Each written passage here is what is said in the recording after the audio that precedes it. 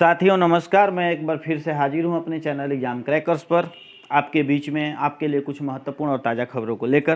तो 69,000 पहली खबर ये है कि 69,000 भर्ती पर आज हो सकती है सुप्रीम कोर्ट में सुनवाई। जी हाँ साथियों, जैसा कि आप सभी जानते हैं कि सुप्रीम कोर्ट ने एक पिछली अपील में जो शिक्षा मित्रों द्वारा दी गई थी, उन्होंने ये डिमांड रखी थी कि हमारी पदों को आरक्षित किया जाए और सुप्रीम कोर्ट ने दे भी दिया था कि नहीं 37,000 समथिंग जो पद हैं उनको आरक्षित करके रख दिया जाए और बाकी पदों पर भर्ती प्रक्रिया को जारी रख सकती है सरकार। लखनऊ बेंच के डबल बेंच ने भी दे दिया था लखनऊ हाई कोर्ट के।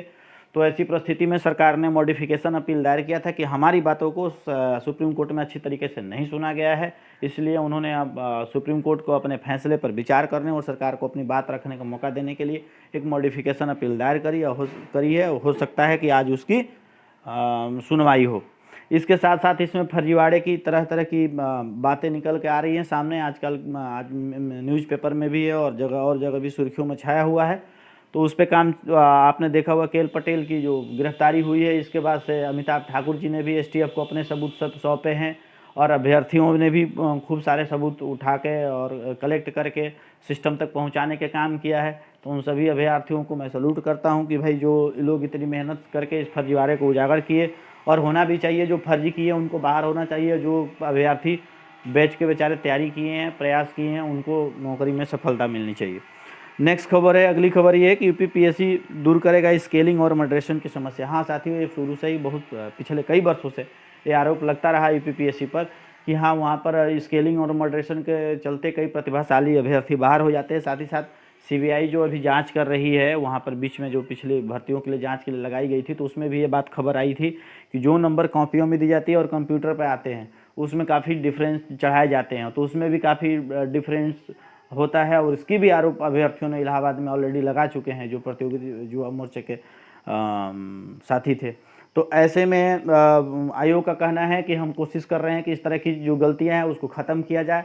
साथ ही जो नए विशेषज्ञ आ रहे हैं उनसे मिल बैठ के कि स्केलिंग और मॉडरेशन के दोनों का ऐसा बनाया जाए कि ताकि मतलब सब्जेक्ट के डिफरेंसेज न रहे अभ्यर्थियों में। ऐसा कोई ना हो कि कोई एक अपरिहार्य जो अभ्यर्थी है, जो योग्य अभ्यर्थी है, वो भर्ती परीक्षा से बाहर हो जाए या फेल कर दिया जाए।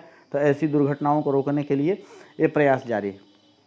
नेक्स्ट, अनामिका शुक्ला प्रकरण जब से आया हुआ तब से एक बात ये भी खुल के आई कि बेसिक शिक्षा विभाग में या अन्य में भी हो सकता है ऐसा, शायद मुझे जानकारी नहीं है, यदि आएगा तो आपके सामने खुद ही आ जाएगा, मैं ज़रूर लेके आऊँगा कि इन सब विभागों में शिक्षकों के डॉक्यूमेंट्स बिना कायदे से ढंग से चेक किए ही उनको नियुक्ति दे दी गई है। और इसीलिए ऐसी खबरें आ रही हैं कि एक एक टीचर 25-25 जिलों में, कहीं 14 जिलों में, कहीं 8 जिलों में, कोई 3 जिलों में नौकरी कर रहा है। तो माननीय मुख्यमंत्री जी ने इसको काफ़ी गंभीरता से लिया हुआ और सीधे उन्होंने आदेश दे दिया है कि सारे शिक्षकों की, चाहे वो कस्तूरबा गांधी में पढ़ा रहे हों चाहे कहीं भी पढ़ा रहे हों, उन सारे शिक्षकों की डॉक्यूमेंट्स की, कागजातों की पूरी डेडिकेटेड टीम में अपॉइंट की जाए और उनके डॉक्यूमेंटेशन कराया जाए और उसकी वेरीफाई पूरी मुस्तैदी के साथ उनके कागजातों की जांच किया जाए।